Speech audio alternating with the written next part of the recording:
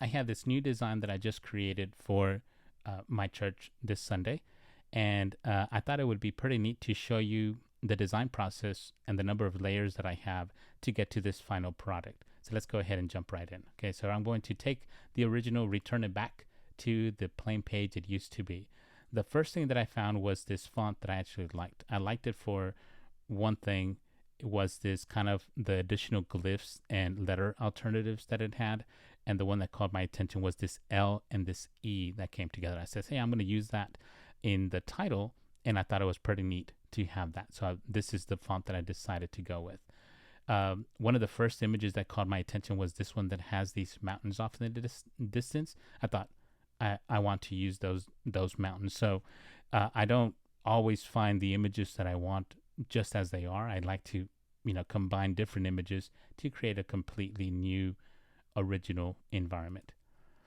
I also had this texture. I knew that in the final product I would like to have this just a slight subtle texture, and even though this texture there's nothing special about it other than it's just something that was subtle enough the way that I was going to use it that I knew it would get the job done. Then I knew that I was going to be needing some people, and most likely people that were going to be like on the horizon itself. So then I had these 4 individuals in this picture that I found, and I thought this is one that I would like to use, but I knew I wasn't going to use the boy that was kicking the ball on there. Then I found this other one of these 2 gents on the beach here walking away, and I thought those 2 look pretty cool. I know that I can extract them out of this image and then use them in my composition. And then lastly, this image that I really liked for more than one reason. One, it's another individual walking away towards the horizon, and then I really like these footprints that he was creating in the soft sand. I thought I could use that as well. The main image that I found that I really liked for like the base of the composition was this one, and what caught my attention to this was just the flat horizon and the fact that it was like all cleaned up. And one thing that bothered me though from it was that I could make out the tracks of the vehicle here on the left hand side. Another thing that I knew I didn't want to use was the asymmetrical composition of the clouds and the mountains together. But I thought, no worries. I know that I can use the image, the horizon, the land first, and then I could find a sky that's a little more subtle that I can definitely use. And I found this one here. So this one I didn't use any of the bottom, right, the land itself, but I really like the glow of the sky and how subtle it was all together. So let me show you how those kind of came together in this design. Okay, so the first thing I'm going to do is disable all of the layers and then go back to the white.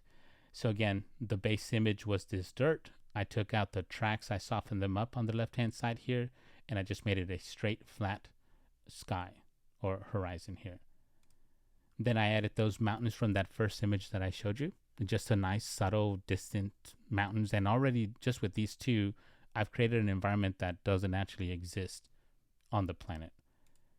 Then I have those soft tracks. I know that the sand that was the original sand is a really soft sand. And clearly the dirt in this picture, the main picture, is really rocky and looks a lot harder than the sand.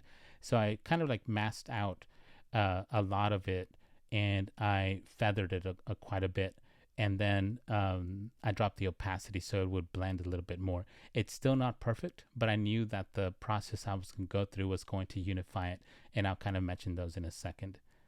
Then one thing that I knew I wanted to do was bring it together with the color. So look at this red tone that I add here, kind of like the tint for the whole image, and it brings the mountains up a little bit in the distance.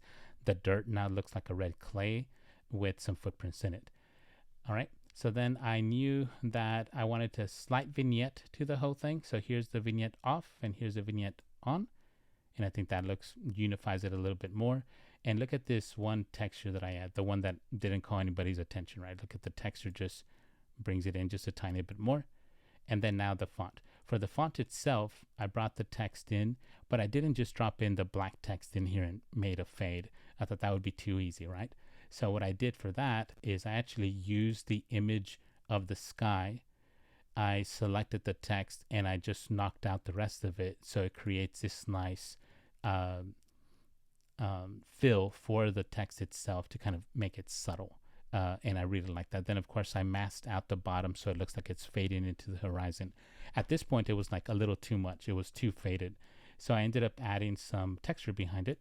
So I added the light, the glow, and then I added another layer that had the actual font itself to it. So then it creates this kind of like fill and this glow, almost outer glow here on the edges of the E and the S that you can see. And I thought that looks pretty nice as well. And then, so I needed to bring in the people as well. So here's the first couple of people, the one that had the boy kicking the ball. I used them there. Those two people, the father and the son duo on the beach, I put them there. And then the guy who was walking away that created the soft footprints on the sand, I put him in there. So this is coming together. And then I had this First Peter font that I wanted right here in the middle.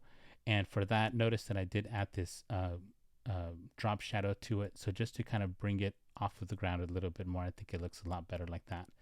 And then lastly, one thing that I didn't show was the logo. I don't have the vector logo for the church. So I just went out to the website, got the PNG from the header of the site, and then was able to play with the layers to make it look white on here without actually having to recreate that from scratch.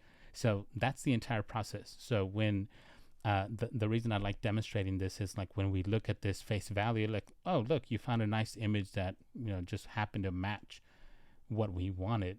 It's like, no, there's so many different pictures that make this what it is. So I hope that you enjoyed that. I hope that you like this first video of just showing the way that my layer process works. So thanks for watching.